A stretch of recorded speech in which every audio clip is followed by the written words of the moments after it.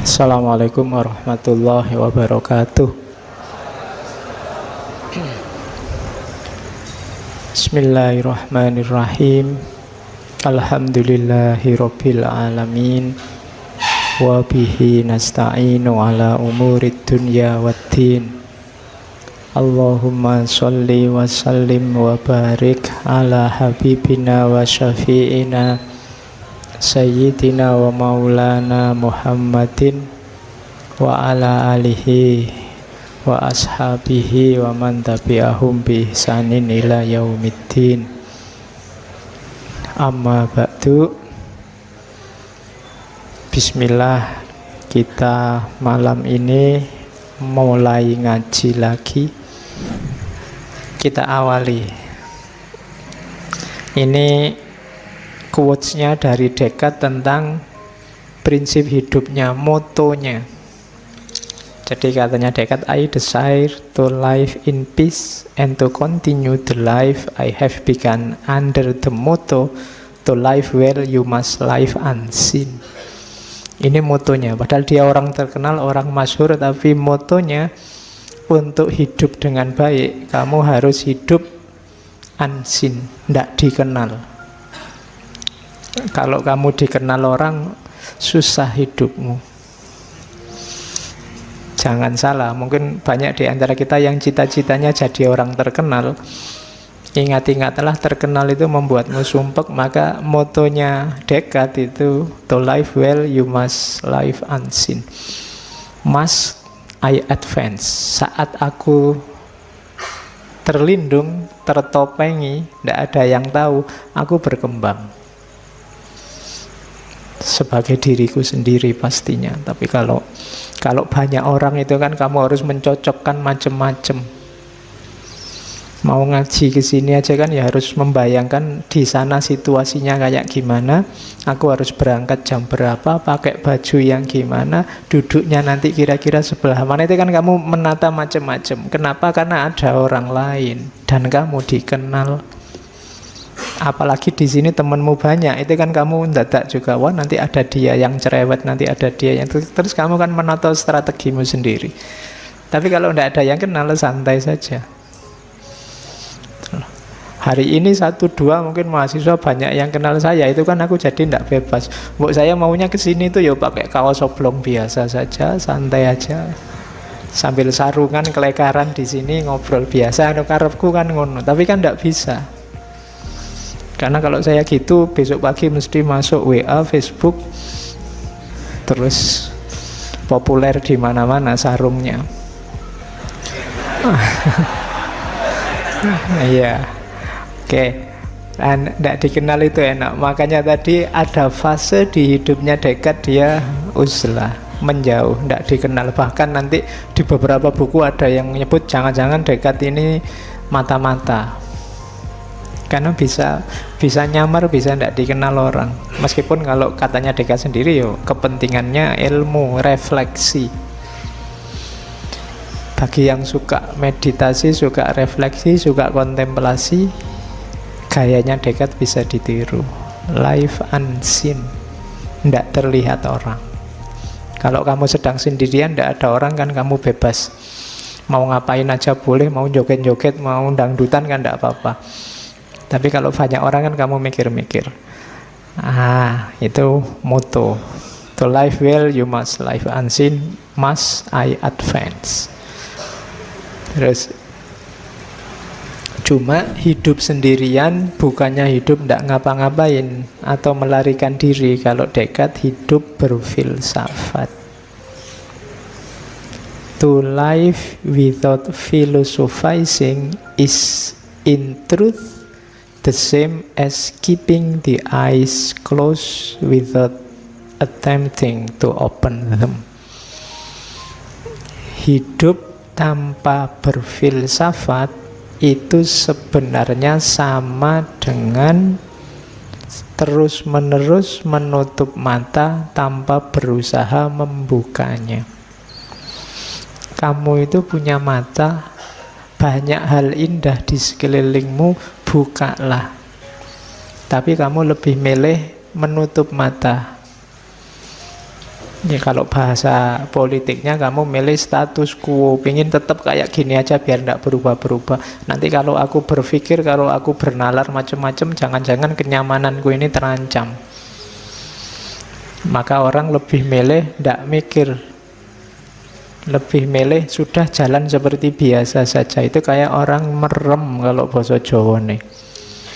Jadi kamu biar aman itu merem kayak burung onta kalau dikejar musuh, biar tidak ketahuan kepalanya yang dimasukkan dalam pasir, padahal badannya besar kelihatan dari luar. Ketika kepalanya masuk dalam pasir, dia merasa aman, padahal bahaya yang sebenarnya mungkin justru mengancam. Tapi kamu tidak tahu, kamu aman. Kayak kamu nonton film horor itu loh, begitu hantunya keluar kamu kan merem loh, padahal nikmatnya film horor itu kan melihat hantu. Iya, tapi kamu malah merem loh. Kalau gitu ya nonton komedi, jangan nonton horor. Tapi ketika bagian intinya kamu malah merem, kamu malah menutup mata. Maka ya, ayo uzlah, tujuannya apa? Berefleksi tentang hidup. Ayo berfilsafat, kontemplasi. Kenapa? Ya karena sangat banyak hal yang harus difikirkan ulang dalam hidup kita ini. Banyak hal yang kelihatannya baik, tapi kadang-kadang efeknya enggak. Bahkan hari-hari ini saya merekomendasi kalian kalau mau menasehati orang, coba pamit dulu. Mau enggak kamu saya nasehati? Kamu butuh nasihatku enggak? Itu menurut saya lebih efektif daripada tiba-tiba saja kamu nge-share yang menurutmu baik-baik. Kenapa? Kadang-kadang isinya yang kamu share itu baik, tapi efeknya bisa jelek, efeknya bisa dosa. Misalnya temanmu jadi berdosa karena nganggap kamu alah sok soleh misalnya, alah pamer pengetahuan, alah padahal isinya apik, tapi keluarnya efeknya malah jelek, yang lahir malah dosa. Temenmu malah, emangnya cuma kamu yang ngerti yang baik-baik itu, aku yang ngerti, lebih malah jelek. Makanya pamitlah dulu. Kadang-kadang hasilnya kan malah debat gegeran. Tadi baik loh ya mau ngasih nasihat, keluarnya gegeran. Saya tidak tahu sekarang di mana-mana tiap kali ada postingan komentarnya mesti gegeran. Tentang apa saja, wong yo biasa-biasa tentang sepak bola saja ya komentari gegeran. Tentang apa saja gegeran. Jangan salah kalau pakai bahasanya Ghazali, apa yang kamu biasakan itu akan membentuk karaktermu. Meskipun mungkin awalnya iseng. Banyak kan mungkin di antara kalian ngomentari apa, mancing isu aja biar rame kan gitu kadang-kadang. Tapi jangan salah, kalau terus-terusan begitu akan jadi watakmu, watak polemik, watak gegeran. Kalau itu jadi watak, kalau teori psikologi lama itu kan lama-lama terinternalisasi, dia berpengaruh pada struktur bahkan ke DNA-mu. Kalau DNA-mu polemik, besok kamu mewariskan itu pada anak turunmu. Jadi anak turunmu ya senengannya gegeran. Dipancing sidik ngamuk, kenapa? Warisannya bapak. Kalau ada rame-rame seneng, kalau sepi sumpek, rame gegeran. Maka hati-hati ya, jangan dibiasakan yang menurutmu tidak baik, tidak penting, tidak ada gunanya, jangan dihabitkan, jangan dijadikan kebiasaan, karena itu terinternalisasi dalam dirimu. Lo yang kayak gini-gini itu namanya philosophizing, berefleksi tentang hidup. Ternyata tidak semua yang kelihatannya baik itu efeknya, pengaruhnya juga baik. Oke, itu contohnya. Makanya to live without philosophizing is in truth the same as keeping the eyes closed. Jangan merem. Jangan merem itu kan kayak orang tidak mau tahu, tidak mau peduli. Pokoknya menurutku yang baik dan benar ya ini. Jangan begitu. Kamu punya mata, kamu punya akal. Buka matamu, jernihkan akalmu. Oke, itu yang kedua. Jadi yang pertama tadi ada prinsip, jangan terlibat terlalu banyak di dunia ramai, ayo berfilsafat. Nah, rumus pertama sekarang untuk berfilsafat apa? Dubium sapiente initium. Doubt is the origin of wisdom. Meragukan, mempertanyakan adalah originsnya, sumbernya wisdom, kebijaksanaan. Oke ya. Jadi bapaknya filosof modern ini bilang, kalau mau berfilsafat, rumus dasarnya yang pertama adalah ragukanlah, pertanyakanlah apapun. Makanya tadi saya bilang, mungkin rumus ini penting untuk hari ini, ketika yang benar dan yang salah tidak jelas.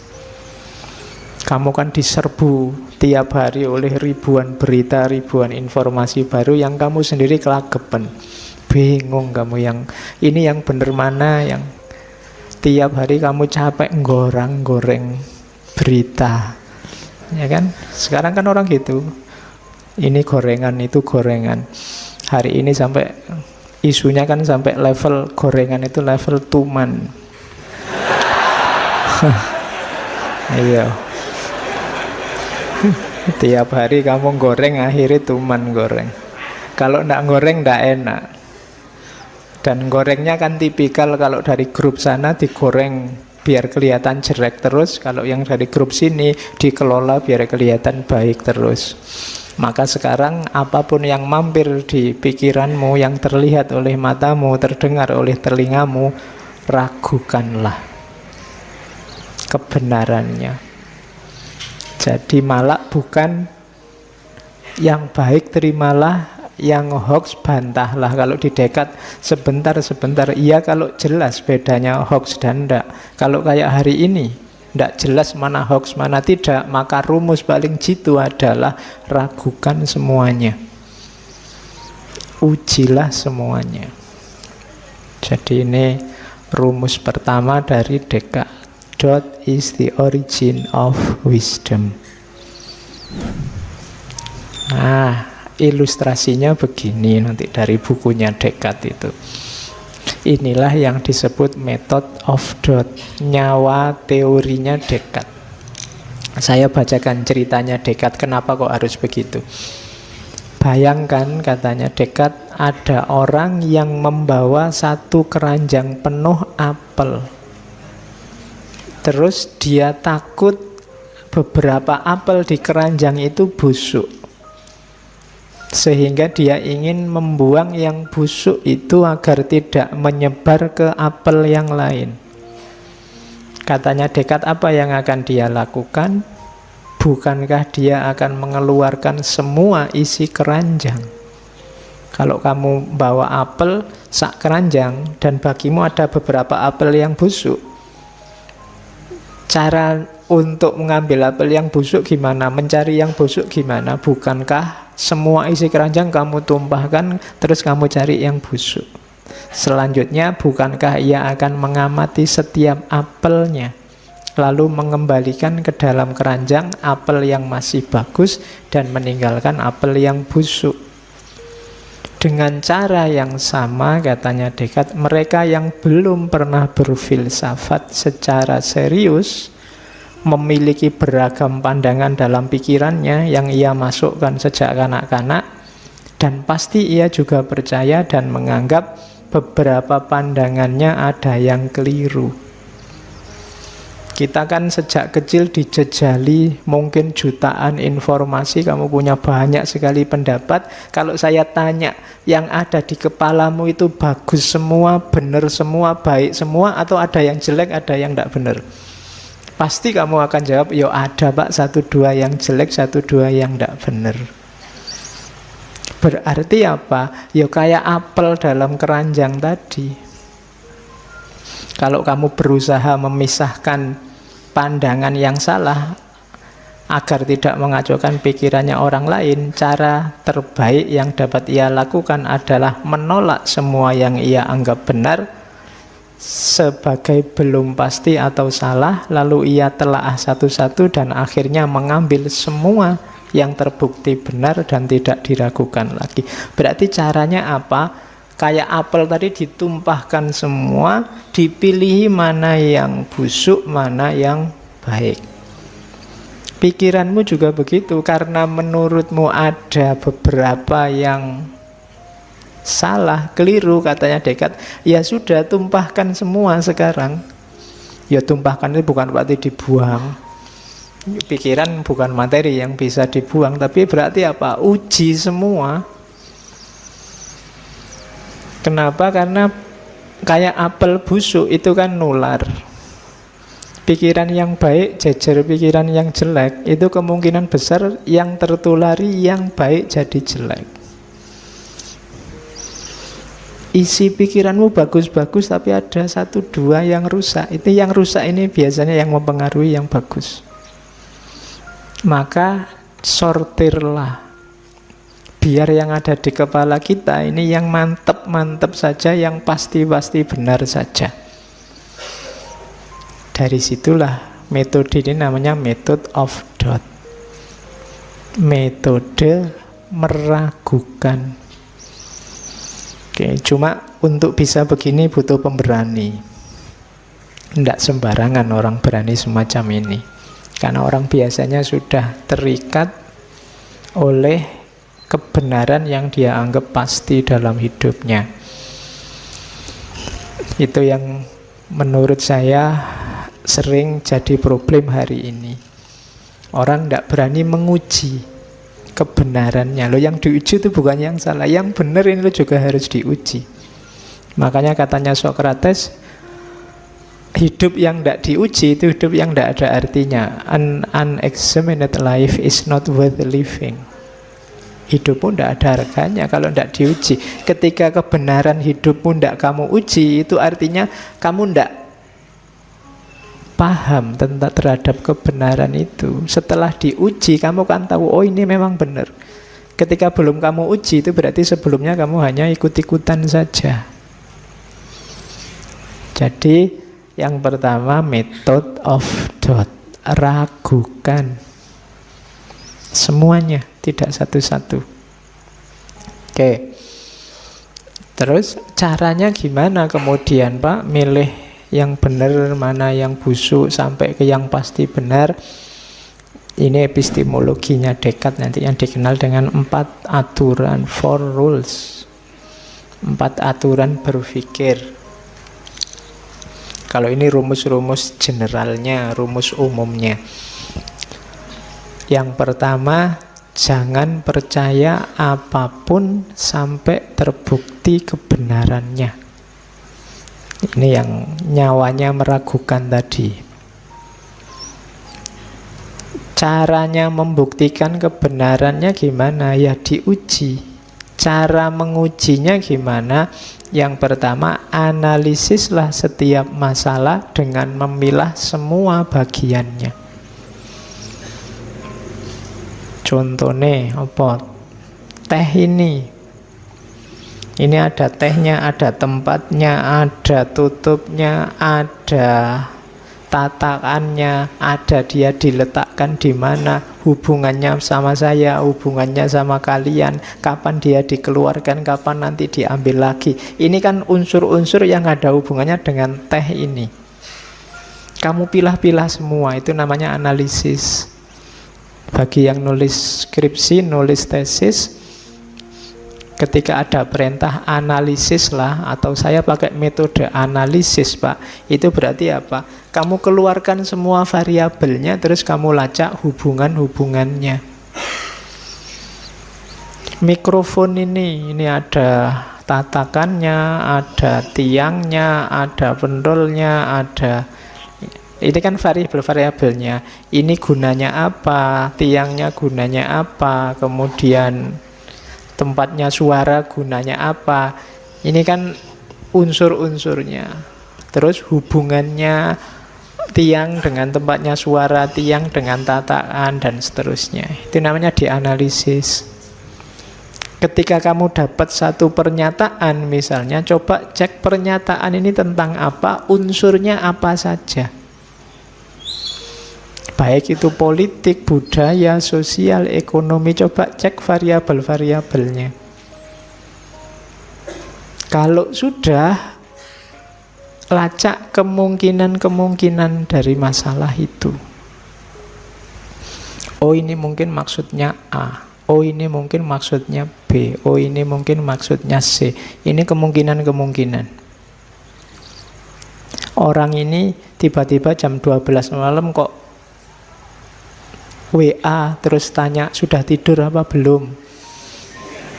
Misalnya, itu kan masalah. Iya. Loh, pertama analisis variabelnya. Ini yang ngirim dia, kenal baru sebulan, rumahnya jauh di sana. Terus itu dianalisis. Terus kemungkinan-kemungkinan. Yang pertama mungkin iseng. Mungkin dia lagi nganggur malam-malam gini. Yang kedua mungkin dia sedang punya kuota bonus yang baru eman-eman kalau nggak dihabiskan. Yang ketiga ini kemungkinan-kemungkinan. Cari yang paling masuk akal.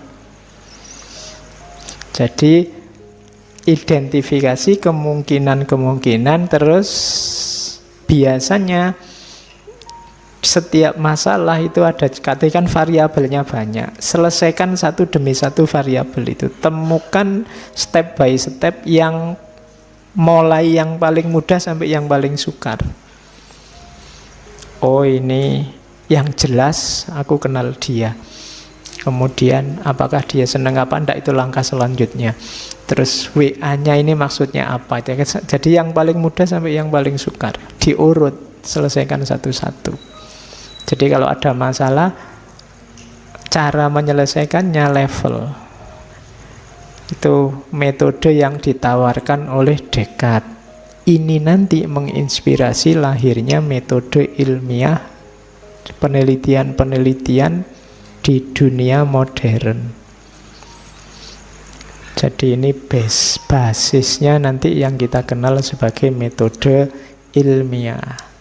Jadi ragukan segalanya dulu, jangan kesusu percaya, analisislah, ukur kemungkinan-kemungkinan. Ya kemungkinan-kemungkinan itu kan nanti kalau di penelitian jadi namanya hipotesis. Terus temukan step by stepnya. Ini kan nanti metode penelitian. Jadi disinilah sumbernya nanti gagasannya Descartes ini menginspirasi lahirnya filsafat modern. Oke, nah terus Descartes dengan gagasan-gagasannya nanti dikenal, memperkenalkan aliran namanya rasionalisme. Rasionalisme itu gampangnya definisinya adalah pengetahuan yang bisa dipercaya, itu pengetahuan yang sumbernya adalah rasio atau akal. Kok ndak panca indera? Kalau sebelumnya versinya Aristotelian ini realisme, sumbernya pengetahuan itu realitas, empiris, kenyataan. Tapi katanya Descartes ndak. Pengetahuan yang bisa dipercaya itu berarti layak kamu jadikan sandaran, itu sebenarnya pengetahuan rasional, pengetahuan yang dasarnya akal. Kok bukan pengetahuan empiris? Itu kritiknya pada pengetahuan empiris. Ya, barang empiris itu memang nyata, bisa dilihat, bisa disentuh, bisa diukur, bisa didengar. Tapi pengetahuan empiris itu sifatnya kebanyakan dalam tanda petik itu subjektif. Jadi subjektif itu, bayangkan misalnya kamu mimpi itu kan rasanya kayak beneran. Begitu kamu bangun ternyata enggak beneran. Kamu bermimpi jadi orang gantengnya luar biasa. Begitu bangun misalnya Lah itu kan bisa tertipu loh. Kamu waktu mimpi mbok pegangi ya ganteng juga ya, tapi begitu bangun enggak, itu mimpi. Sakit misalnya. Sakit itu ada jarak antara rasa dengan peristiwa datangnya sakit itu.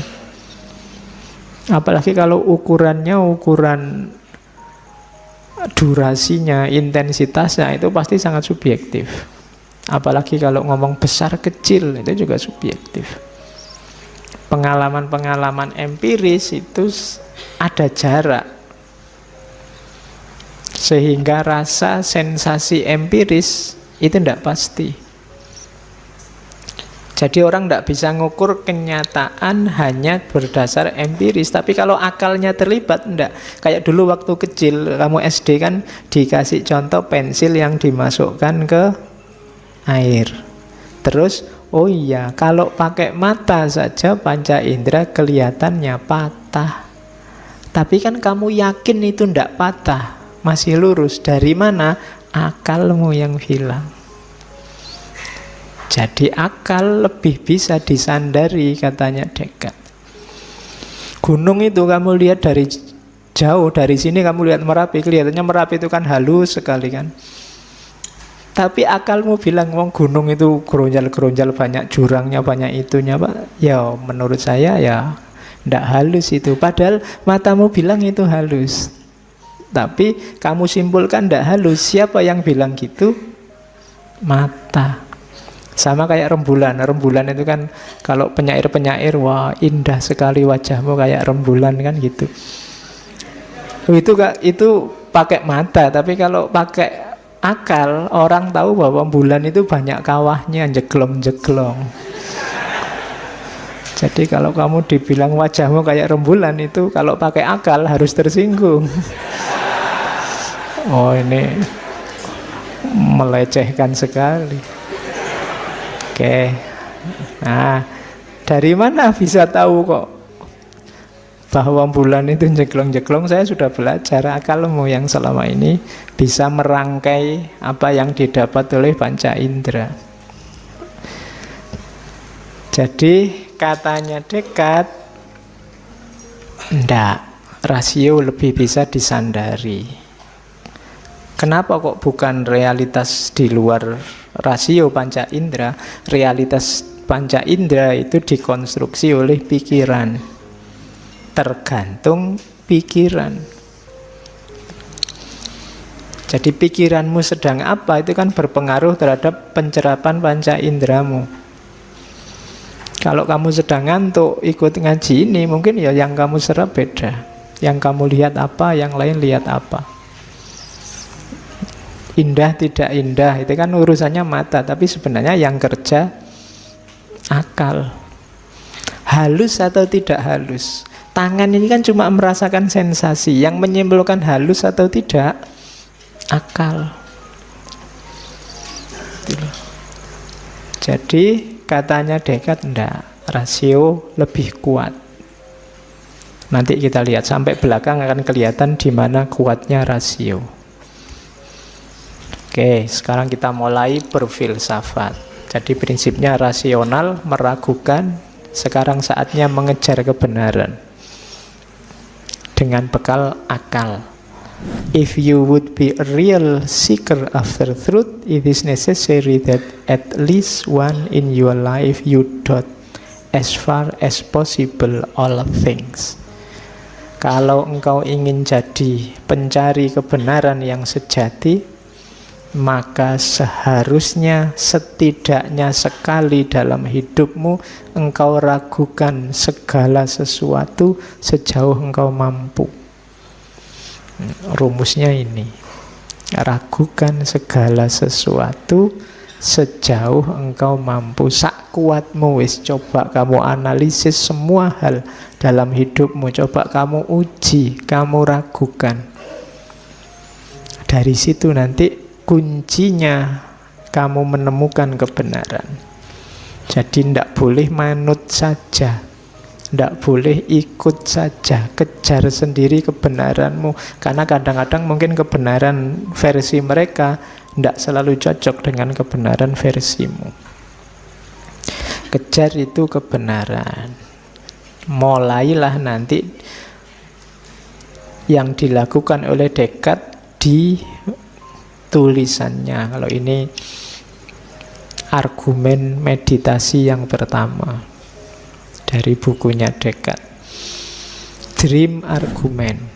Semuanya diragukan, termasuk paling dasar, termasuk hidup ini.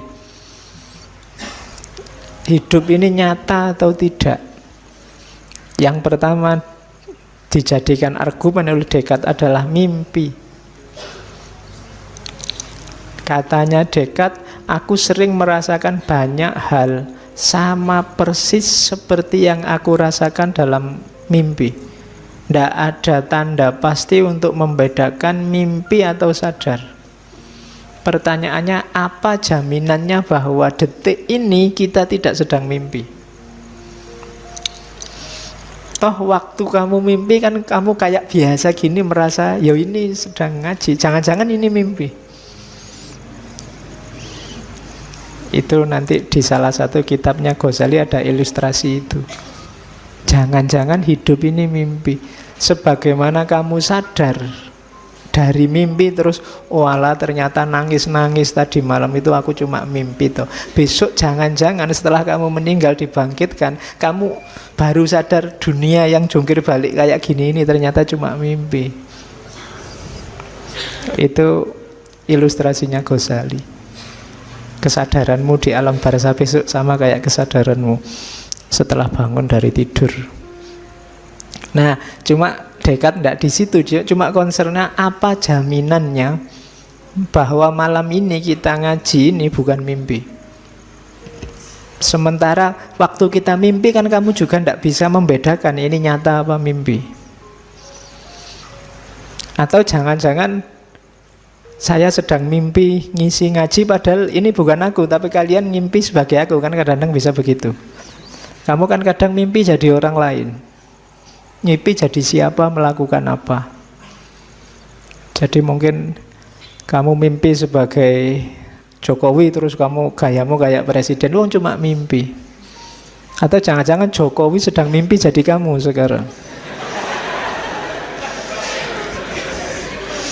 Jadi sebenarnya yang di depanku ini bukan kamu, tapi Jokowi, cuma dia sedang mimpi jadi kamu. Cuma kamu tidak sadar. Bisa begitu. Ya kalau di bukunya ada ilustrasi Dream Argument itu, ini kupu-kupu yang mimpi jadi manusia atau manusia yang mimpi jadi kupu-kupu, itu susah dibedakan. Gitu. Ya mungkin kamu pernah mimpi bisa terbang jadi kayak burung, itu kan, itu burung yang mimpi jadi manusia apa manusia yang mimpi jadi burung? Itu susah dibedakan. Itu namanya dream argument. Mempertanyakan dasar realitas hidup ini. Jadi ternyata bahkan hidup kita yang paling nyata bisa dipertanyakan. Apa iya?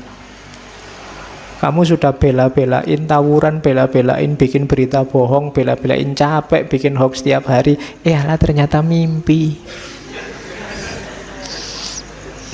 Ternyata kita hari ini sedang mimpi, tidak serius.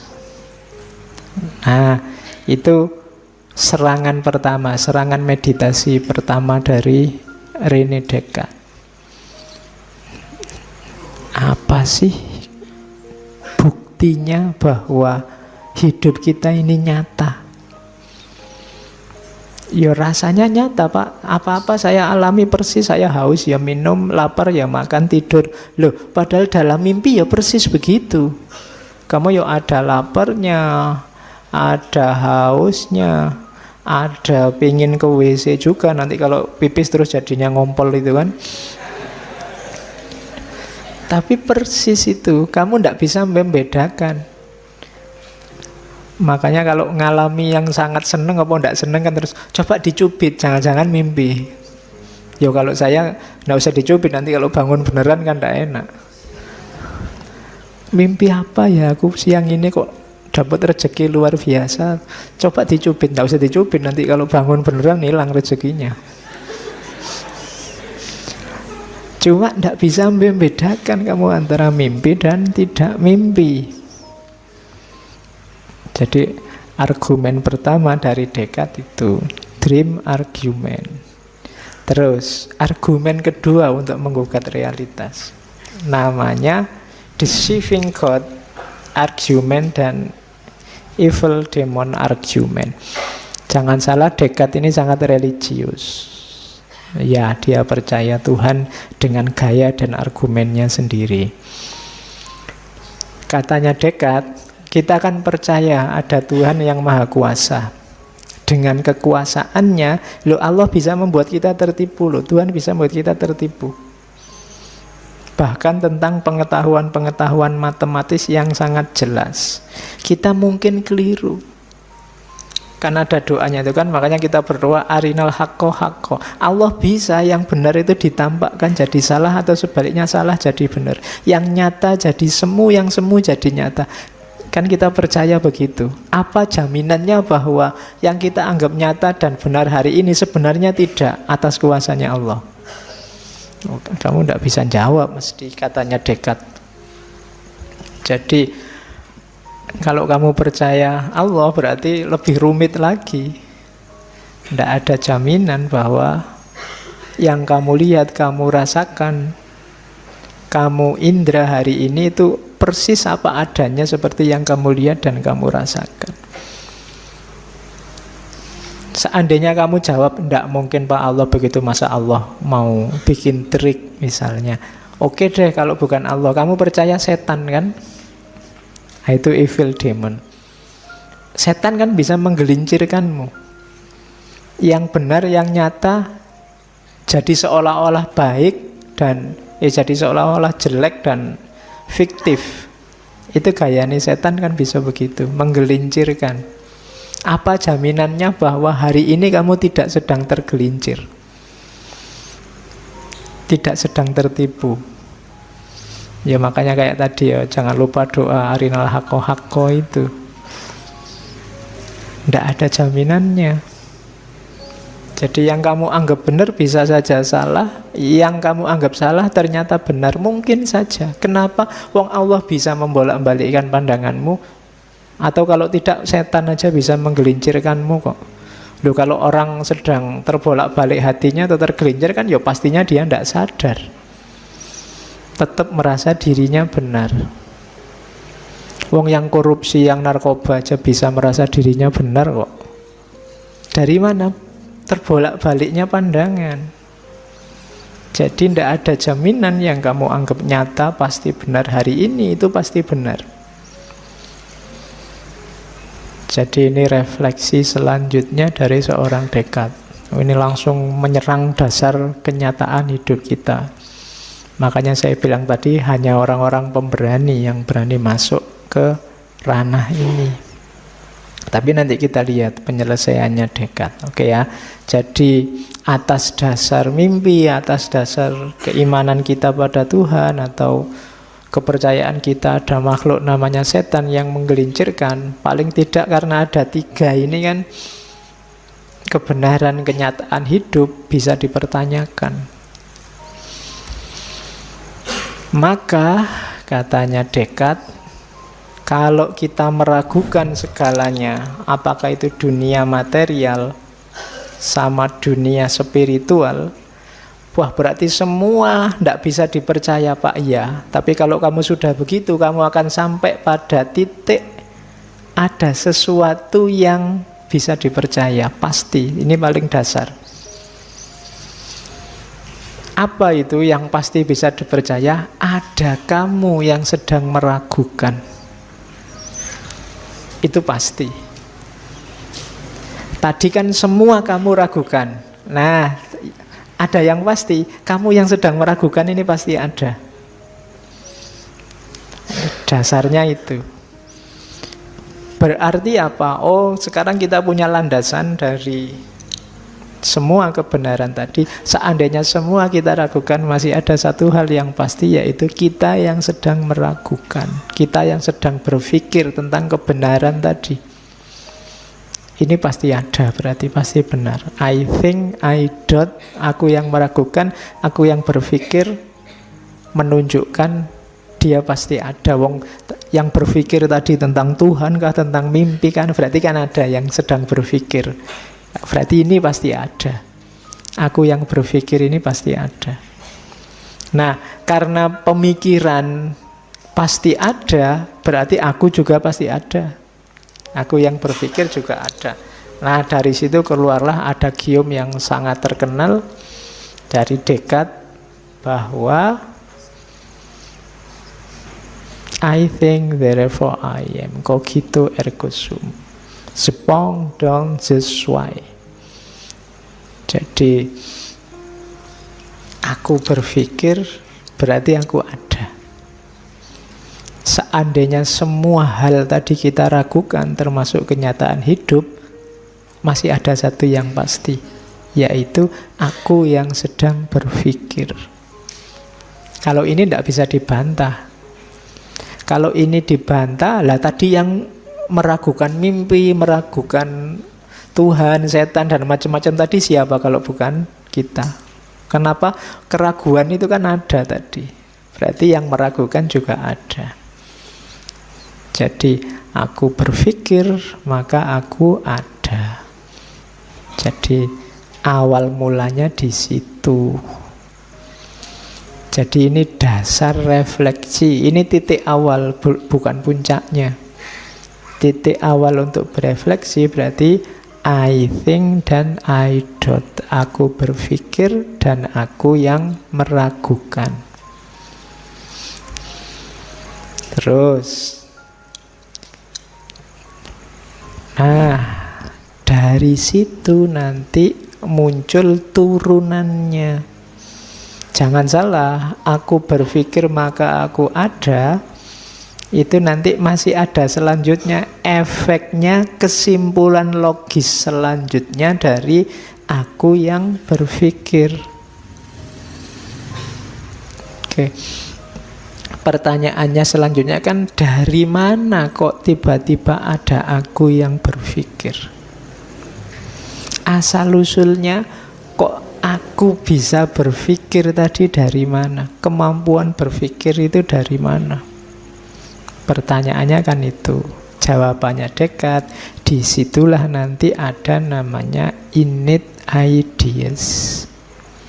Kita itu lahir, di kepala kita ada gagasan-gagasan bawaan. Jadi kita lahir itu ndak blank. Ada kemampuan-kemampuan, ide-ide bawaan, antara lain bahwa kita bisa berpikir. Jadi manusia itu kan pasti dia bisa berpikir, itu bawaan sudah. Tidak harus kuliah filsafat, tidak harus kuliah logika, nggak harus belajar ilmu mantek. Manusia yang waras itu pasti bisa berpikir. Jadi tidak usah takut kamu, Pak, akal saya sehat tidak ya Pak? Tidak mesti sehat, ojo khawatir. Asal kamu waras, itu fitrah, innate ideas, bawaan. Ya meskipun nanti terkontaminasi macam-macam dalam perkembangannya, tapi kamu membawa kualitas bawaan bahwa kamu bisa berpikir. Nah, kebisaan kita berpikir yang itu bawaan ada implikasi selanjutnya. Yang ini juga akhirnya sifatnya innate. Yang kedua adalah keluasan. Yang ketiga adalah Tuhan. Keluasan itu nanti lahirnya adalah dunia materi. Kenapa kok disebut keluasan? Ya, dunia materi itu bisa ditangkap dengan aktivitasmu berpikir, meluas keluar. Berpikir itu kan selalu ada objek yang dipikir. Nah, objek yang dipikir itu ya biasanya dunia materi. Maka keluasan pasti ada. Yang ketiga, Tuhan. Loh kok ujuk-ujuk nyampe ke Tuhan, Pak? Dengan orang berpikir, kalau di bukunya Descartes itu, orang sadar bahwa selama ini dia belum sempurna. Berpikir, menemukan kebenaran, terus lebih sempurna. Tapi kan besok semakin berkembang pikiranmu, tambah sempurna lagi. Tapi kan masih belum juga sempurna. Wong kita manusia terbatas, tapi kita merasa mentok, besok nambah ilmu lagi, lebih sempurna lagi, terus gitu. Maka secara logis pasti ada puncaknya kesempurnaan itu. Nah, dari situ ketemulah gagasan tentang Tuhan. Jadi ringkesnya berarti apa? Paling tidak ada 3 kepastian. Aku yang berpikir, keluasan yang difikirkan, dan yang ketiga Tuhan sebagai puncaknya pemikiran dalam tanda petik. Jadi ada, kalau bahasanya, bahasa Latinnya res cogitan, rex extensa, dan God. Jadi ini jenisnya innate ideas. 3 hal ini kalau di Descartes disebut substansi.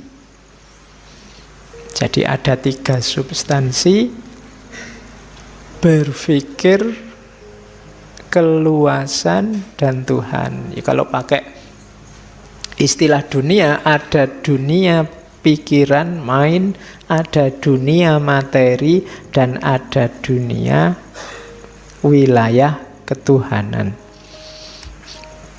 Ini kalau ada yang tanya, loh, materi memangnya ada Pak? Ada. Lah, yang ditangkap oleh akal itu loh materi. Jadi matahari, laut, batu, apa itu ndak fantasi aja Pak? Bayangan-bayangan ndak, katanya Descartes. Buktinya apa?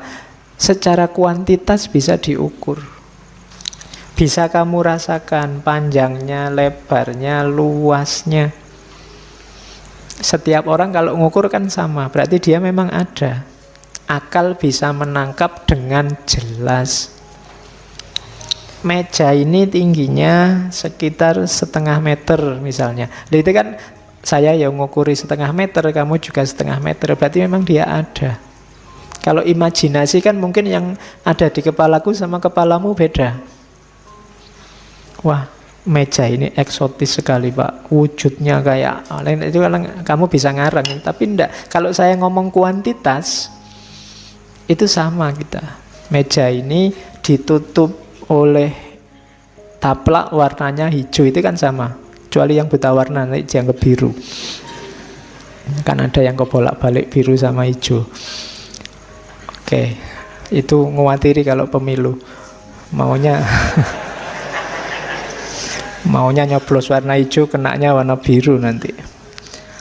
Oke, secara kuantitas itu kita sama, berarti ada. Kuantitas itu kan bisa diukur, besarnya, luasnya, warnanya. Oh, berarti realitas itu tidak diragukan lagi, mantep ada. Dari mana kesimpulan itu? Ya pikiran yang menyimpulkan. Kuncinya tadi kan semua di pikiran, makanya disebut rasionalisme. Berarti aku berpikir itu pasti, realitas juga pasti. Nah, jadi argumennya ini, argumen kuantitas. Kalau realitas, ada lagi satu lagi yang pasti, Tuhan. Jadi Tuhan juga pasti. Kayak tadi loh, di kepala kita disimpulkan pasti ada yang maha sempurna. Kenapa? Yo kita tadi kan tidak sempurna jadi sempurna, tidak sempurna jadi sempurna. Pasti ada puncaknya, tidak mungkin tidak ada batasnya. Nah, cuma katanya Descartes, gagasan bahwa ada yang sempurna itu pasti tidak dari manusia sendiri.